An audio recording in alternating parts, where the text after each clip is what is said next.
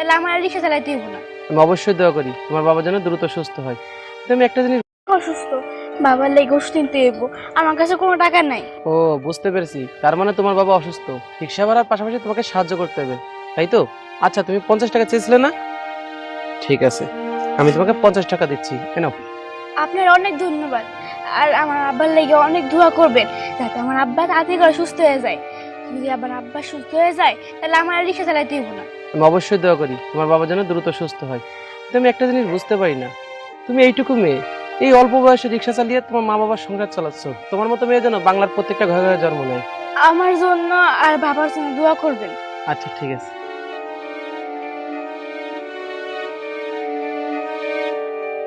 এই মেয়ে, আমি 3 রাস্তার মোড়ে যাবো, তুমি কি রিক্সা চালিয়ে নিয়ে যেতে পারবে? হ্যাঁ পারবো তো, কিন্তু একটা কথা আছে। কি কথা বলো? আমার ভাড়া থেকে না 20 টাকা বেশি দিতে হইব, মানে সাহায্য দিতে হইব। থেকে 20 টাকা বেশি? সাহায্য মানে কারণটা কি? আমি কি কারণটা জানতে পারি?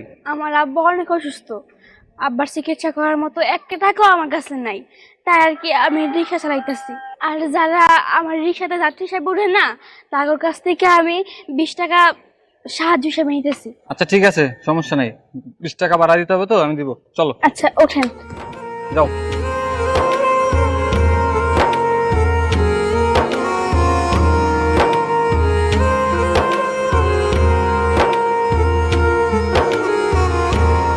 আচ্ছা, তুমি কি পুরুষ মানুষ না?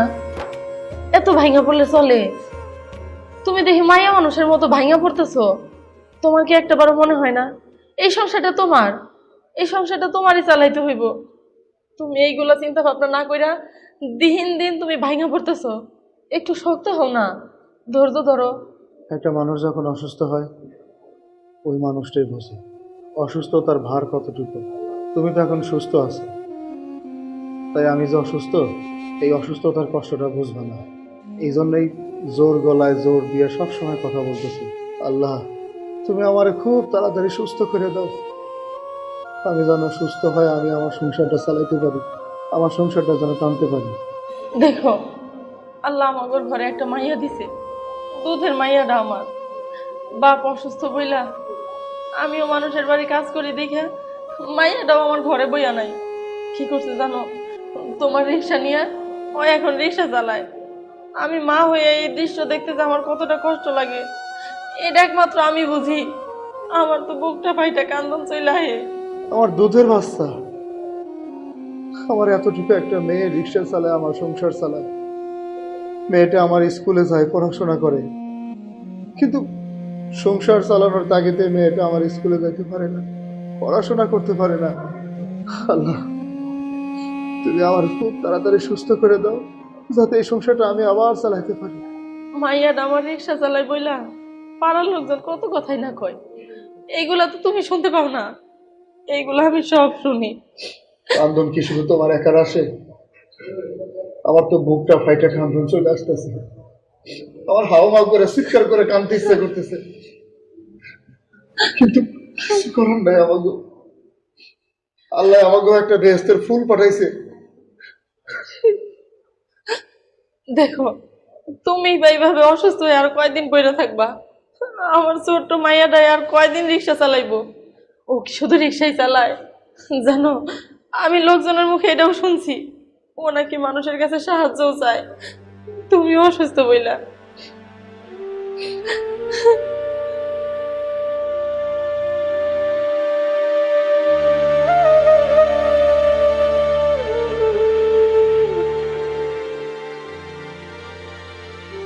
তাড়াতাড়ি যাও, বৃষ্টি পড়ছে দেখো না?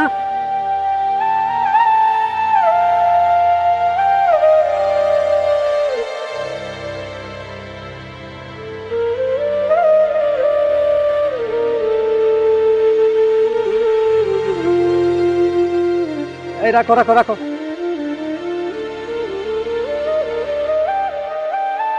ভাড়া কত? 30 টাকা। এলো তুমি 30 টাকা।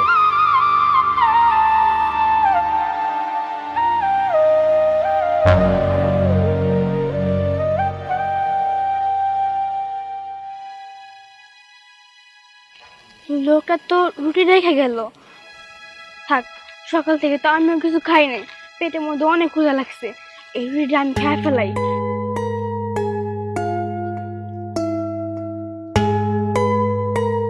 ও রুটি তোরাই খেয়েছি রিক্সায়।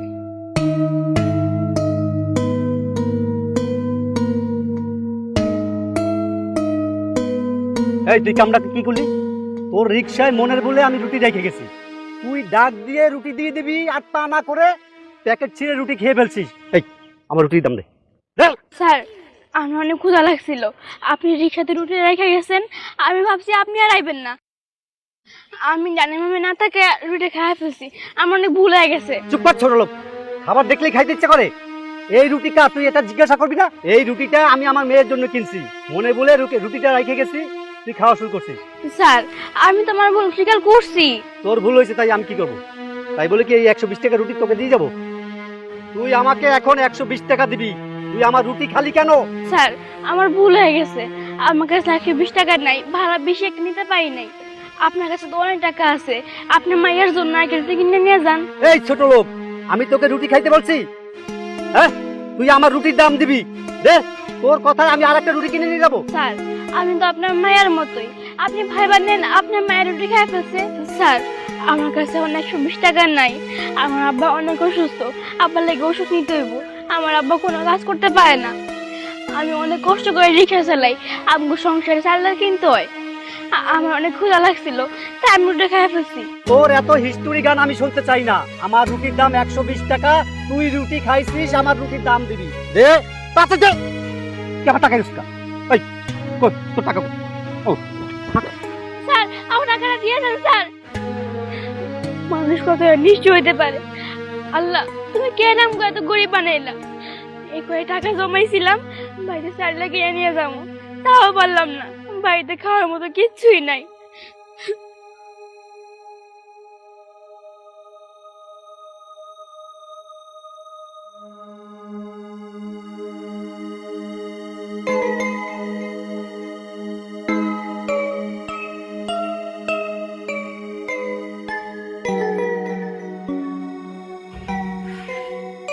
শোনো, তুমি একটু বসো, আমি যাই দেখি মাইয়াডারে খুঁজে নিয়ে আসি। না জানি রিক্সাটা নিয়ে কই গেছে, ভাই মুই কিনা। তুমি তাড়াতাড়ি গিয়ে আমার মেয়েটাকে নিয়ে আসো। সেই সকালবেলা বাড়ি থেকে না খেয়া বেরিয়েছি, এখন পর্যন্ত বাড়ি ফেরার নাম নাই। আমার মেয়েটার জন্য আমার মনটা খুবই পড়তেছে। মাকে অসুস্থ বলে মেয়েটা রিক্সা চালা সংসার চালাতে, দেরি করো না, আমার মেয়েটাকে নিয়ে এসে তাড়াতাড়ি। আচ্ছা ঠিক আছে, আমি গিয়ে মাইয়ারে খুঁজে নিয়েই যাচ্ছি।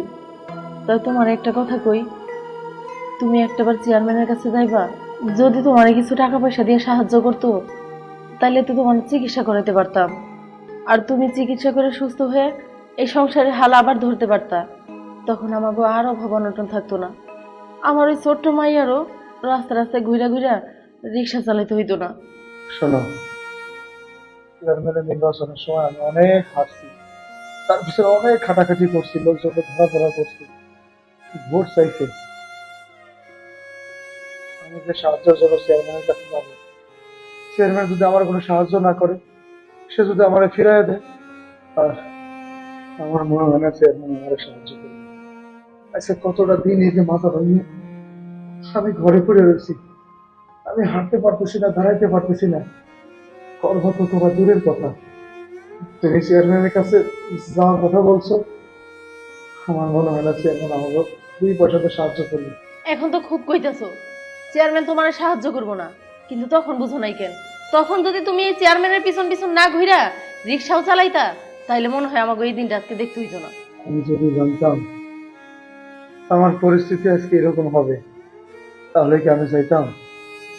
আমি কোনোদিনও চাইতাম না আমার মতো পরিস্থিতিতে কোনো মানুষ না পড়ে। ভোটের জন্য মারামারি, কুপাকুপি, ধরাধরি, এটা খুবই খারাপ। একটা মানুষ যখন ঘরে অসুস্থতায় পড়ে যায়, তখন ওই ভুক্তভোগী ওই মানুষটাই বোঝে, আর অবস্থা খুব খারাপ লাগে। তাই আমার মতো যেন কোনো মানুষ এরকম ভোগান্তিতে না পড়ে। তুমি কি করছো? নিজের ঘর সংসার ফালাই রেখা ওই চেয়ারম্যানের পিছনে ঘুরছো, আর ওই চেয়ারম্যানের জন্যই আজকে তুমি মায়ের খায় অসুস্থ হয়ে ঘরে পড়ে আছো, আর এখন বলতেছো কি ওই চেয়ারম্যান তোমারে দেখবো না। আমার যে এই অবস্থা, আমি কর্ম করে খেতে পারি না, আমার ঘরে বসে থাকতে হয়। চেয়ারম্যান সাহেব তো সবকিছুই জানে। তার মানে তুমি চেয়ারম্যানের কাছে যাইবা না, তাই তো? তোমার এই অবস্থার কথা জানাইবা না? সে জানার পরও আমাদের কোনো সাহায্য করে না, কোনো টাকা পয়সা দেয় নাই। এমনকি এই কথা পর্যন্ত কইছে আমি যেন চেয়ারম্যানের সাথে কোনোভাবে কোনো ধরনের যোগাযোগ না করি। বেশি লোভ করছিল না? আগেই তো ভালো ছিলাম, রিক্সা চালায় আসতা, নুন ভাত খাই যাই খাই, ঘরে একটা সুখ ছিল, শান্তি ছিল, তুমি তো সুস্থ ছিলা। বেশি লোভ করতে গিয়া এখন দেখো পঙ্গু হয়ে ঘরে পড়ে আছো। কোথায় আছে না, লোভে পাপ, পাপে মৃত্যু। তুমি ঠিকই কইছো, একটু ভালো খাওয়ার আশায়, একটু ভালো পড়ার আশায় চেয়ারম্যানের পিছে পিছে ঘুরছি। ভাবছি চেয়ারম্যান যদি পাশ করে আমার আর রিক্সা চালাতে হবে না। সত্যি দেখো, আমি আর রিক্সা চালাই না। ভাগ্যের কি নির্মম পরিহাস, কি ভাগ্য আমার। এখন না তোমার এই কান্নাকাটি আমার একদম সহ্য হয় না। আমি যাই, মাইয়াটারে খুঁজে নিয়ে আসি।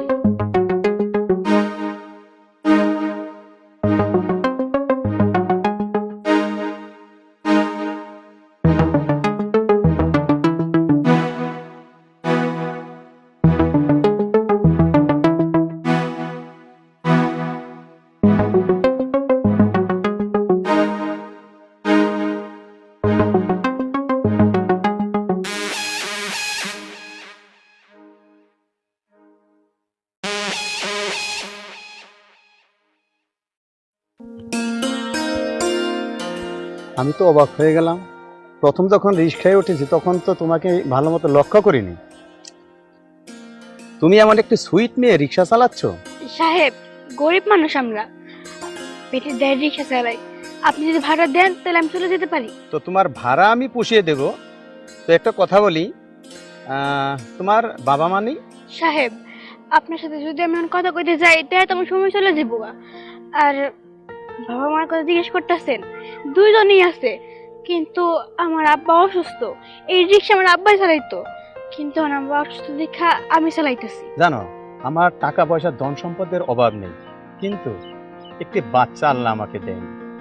আমি আমার স্ত্রী আল্লাহর কাছে অনেক কান্নাকাটি করেছি, কত জায়গায় না দৌড়াদৌড়ি করেছি, কিন্তু একটি সন্তান আমার হয়নি। সবই তো আল্লাহ তাআলার হাতে। আপনি বেশি বেশি নামাজ পড়েন আর আল্লাহর কাছে কান্নাকাটি করেন, দেখবেন যে আপনার একটা বাচ্চা দিয়ে দিব। তুমি তো অনেক জ্ঞানীর মতো কথা বলতে পারো। আচ্ছা, তুমি লেখাপড়া করো না? হ্যাঁ করি তো, ক্লাস 5-এ পড়ি, কিন্তু এখন তো আমার আব্বা সুস্থ, সংসারের হাল আমি ধরছি, এই কারণে এখন আর স্কুলে যাওয়া হইতেছে না। বুঝতে পারছি। আমি তোমাকে একটা কথা বলতে পারি? জি বলেন। তোমাকে কি আমি আমার মেয়ে হিসাবে দাবি করতে পারি? তুমি যদি আমার মেয়ে হও তাহলে তোমাকে রিক্সা চালাতে হবে না। তোমাকে আমি দামি স্কুলে ভর্তি করে দেব, আমার সাথে বড় বড় বিল্ডিং এ থাকবে, ভবিষ্যতে তুমি মানুষের মতো মানুষ হতে পারবে। যখন যা চাইবে আমি তোমাকে তাই দেব। তাহলে কি তুমি আমার মেয়ে হিসেবে রাজি? আমরা তো গরিব মানুষ, আমার আব্বাও আছে, আমার মাও আছে। আমি আমার মারে মা ডাকমু, আমি আমার আব্বারে আব্বা ডাকমু। আপনারা কেন আব্বা ডাকমু? এই 500 টাকা রাখো, আর আমার এই কার্ডটাও রাখো। যদি তোমার কখনো আমাকে বাবা বলে মনে হয় তাহলে তুমি আমাকে স্মরণ করো, আমি তোমার ডাকে সাড়া দেব। আমি আসি।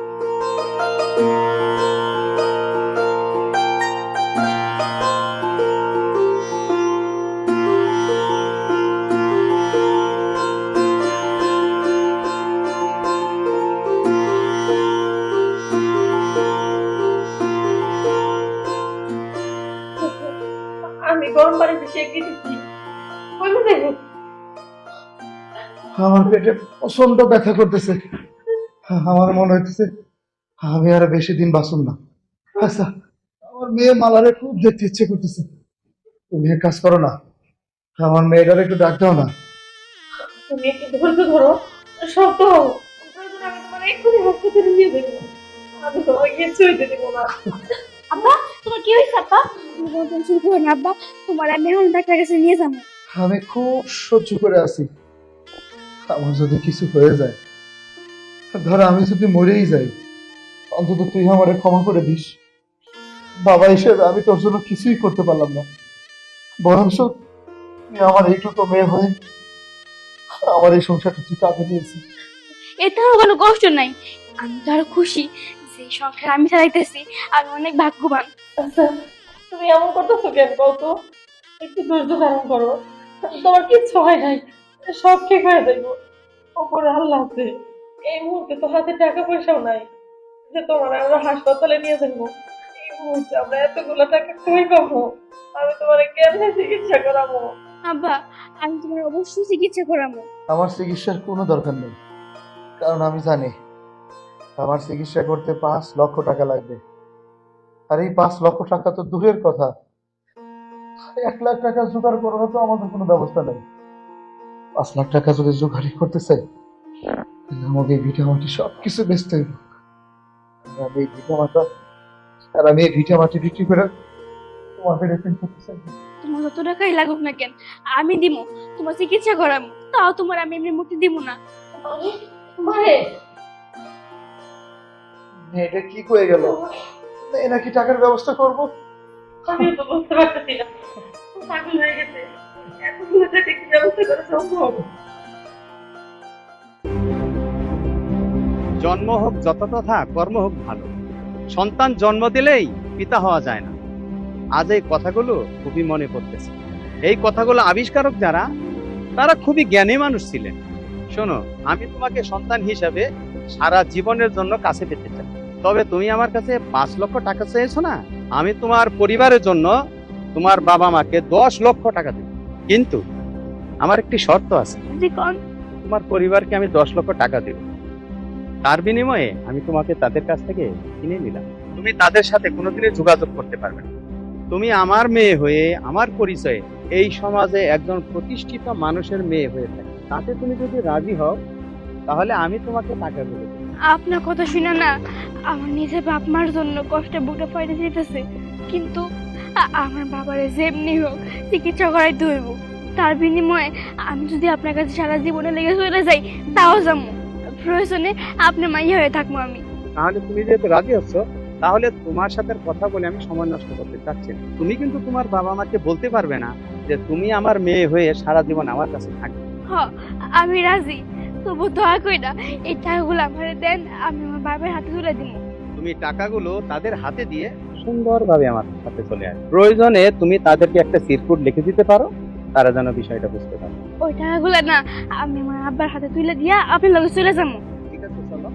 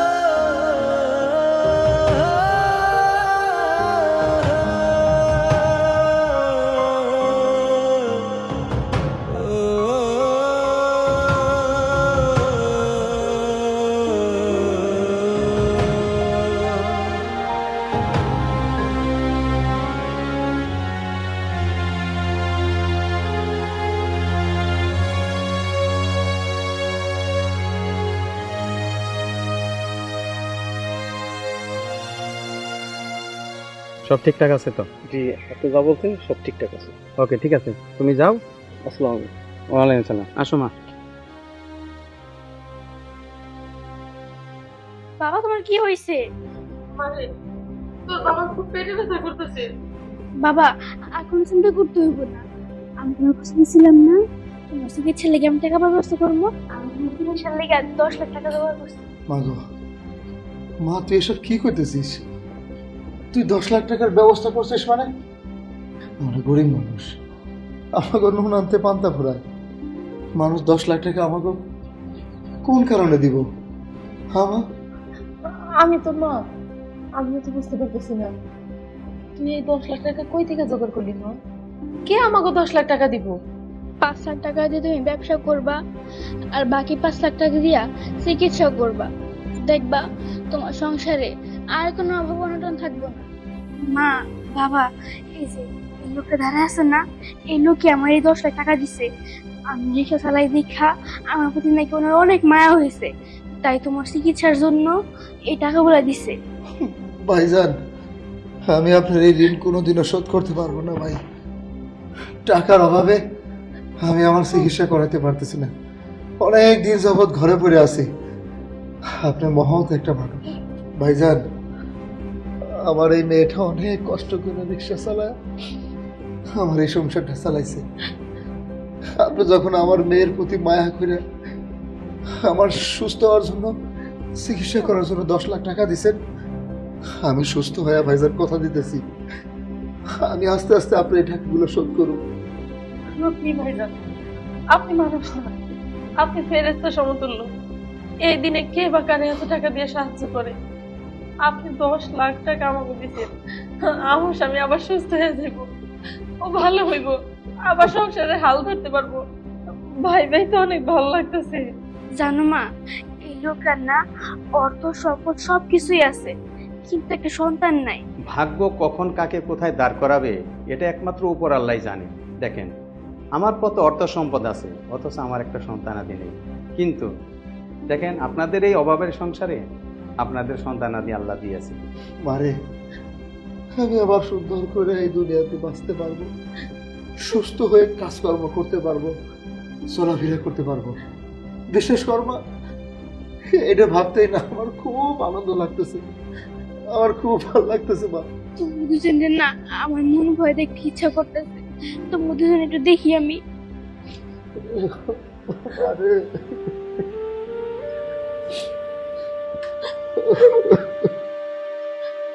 মাইয়াটা আমার এমন করতেছে কেন? কত কি হয়েছে তোর মা? তুমি এমন করতেছো কেন? কি হয়েছে তোমার? কথা কও না কেন? মা, তুই কাঁদতেছিস কেন? আমি তোর মা, আমার কাছে তোর খারাপ লাগতেছে মা? তোমরা দুজনে খুশিতে তো আমারও খুশি। আমি সবসময় চাই তোমার দুজন যাতে ভালো থাকো, শান্তিতে থাকো। আর বাবা, এই যে চিঠিটা রাখো, চিঠি কেন মা? পড়লে বুঝতে পারবা। শোনেন, এই সিরকুটটা আপনি অবশ্যই করবেন এবং আপনারা ভালো থাকবেন এই কামনা করি। এই যে আপনাদের টাকাটা নেন, চলো মামনি।